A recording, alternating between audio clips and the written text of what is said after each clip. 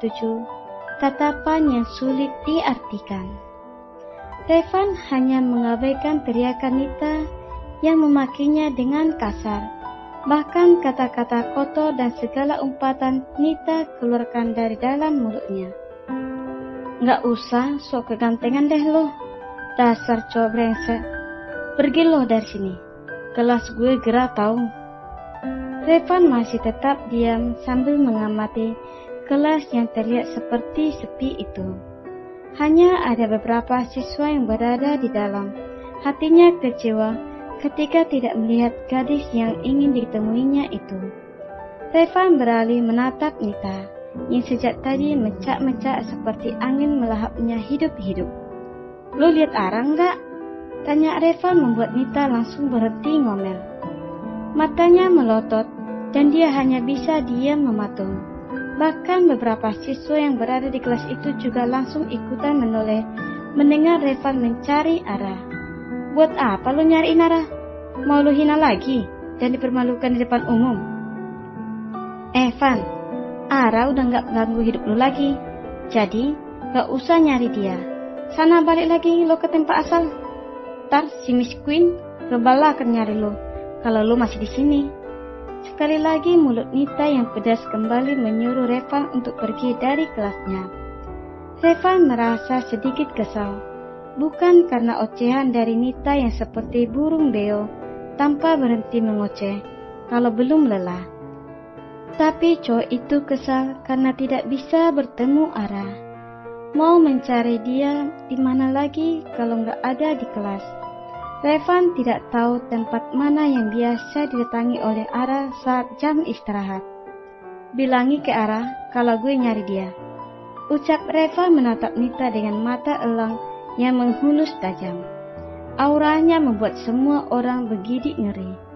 Pesona Revan memang luar biasa dan sanggup menghipnotis orang dengan karismanya.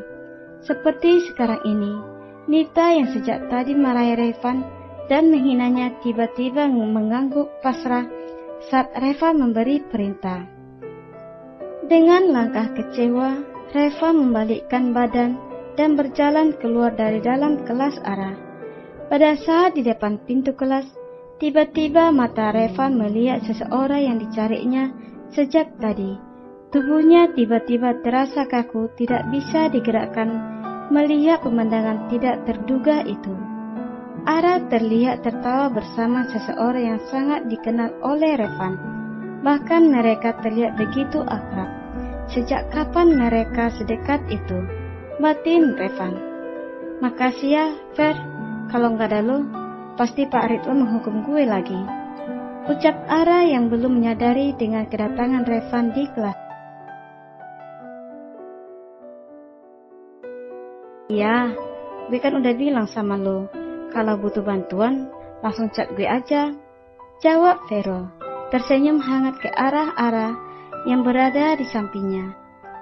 Dan hal itu membuat Revan tidak suka. Cowok cangkuh itu menatap tajam ke arah Ara dan sahabat baiknya. Entah kenapa Revan merasakan suatu perasaan yang aneh lagi. Kesal, marah, dan rasa sesak di sudut hatinya yang paling dalam. Ara tiba-tiba berhenti saat melihat seseorang yang berdiri di hadapannya saat ini. "Revan?" batin gadis itu. Saat itu bahkan jantungnya masih saja berdetak kencang saat melihat ketua OSIS yang terkenal dengan sikap arogannya. Revan menatap Ara dengan tatapan yang sulit diartikan.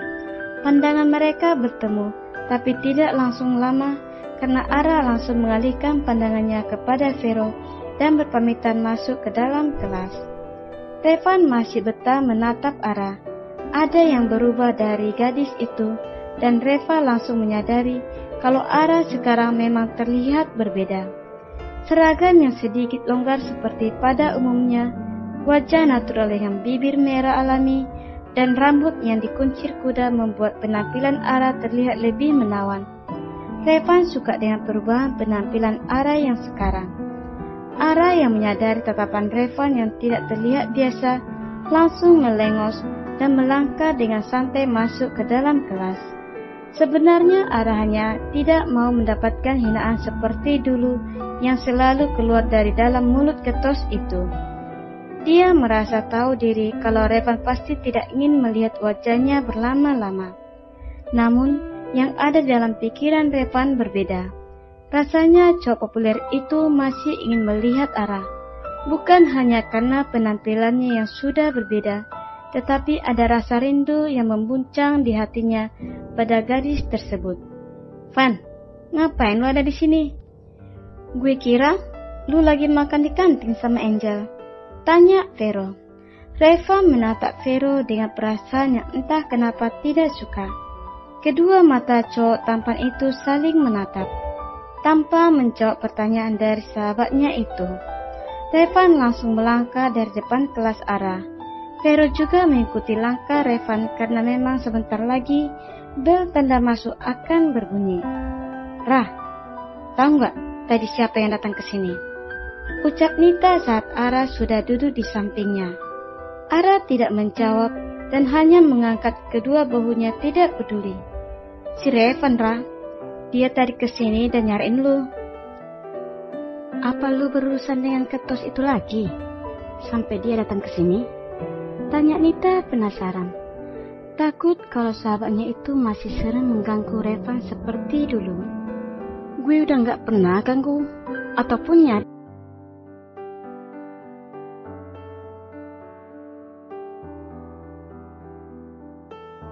masalah sama dia.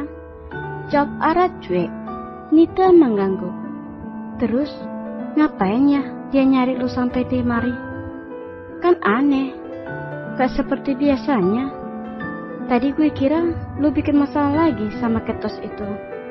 Terus dia gue marahi aja, mecak-mecak tadi gue. Rah, habisnya gue masih dendam sama tuh cowok. Pengen gue gampar tuh mulutnya yang pernah ngatain lu dan hina lu di depan umum. Dasar cowok brengsek, gak punya hati. Ara hanya diam saja ketika sahabatnya itu ngomel sendiri dan antusias menceritakan pertemuannya dengan Revan. Sebenarnya Ara juga tidak mengerti kenapa Revan datang mencarinya. Bukankah semuanya sudah selesai? Dan Ara juga menuruti permintaan Revan untuk menjauh dan tidak menunjukkan muka lagi di hadapan cowok itu. Ponsel Ara bergetar. Dengan malas, Ara mengambil ponsel yang ada di saku depan bajunya. Set nomor gue. Ara mengenyit. Nomor itu bukankah nomornya Revan? Ara masih sangat hafal dengan nomor tersebut, meskipun dia sudah menghapusnya dari daftar kontak. Tapi kenapa tiba-tiba nomor tersebut mengirim pesan yang menurutnya sangat tidak masuk akal? Dia nggak salah kirim pesan kan? Gumam Ara.